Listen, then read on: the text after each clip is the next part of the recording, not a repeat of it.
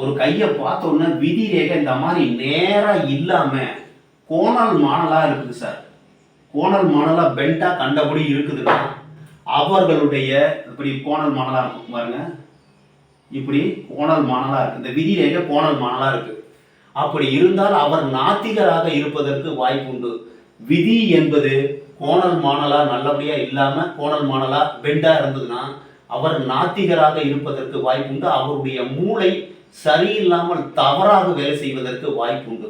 இந்த மாதிரி விதி ரேகை கோணல் மாணலா இருக்குதுன்னா என்ன பண்ணணும்? நீங்க உங்களுடைய மனதை ஒருமுகப்படுத்த வேண்டும். திருத்தி நல்வழிப்படுத்தினால், அதற்கு முயற்சி மேற்கொண்டால் நீங்கள் கண்டிப்பாக திருந்த முடியும். இல்லை என்றால் உங்களுடைய வாழ்க்கை தரிகட்டு போவதற்கு, முறையற்று வாழ்வதற்கு வாய்ப்பு உண்டு. இந்த மாதிரி விதி ரேகை கோணல் மாணலாக இருந்ததுன்னா நீங்கள் தவறான வேலை, தவறான தொழில் மூலமாக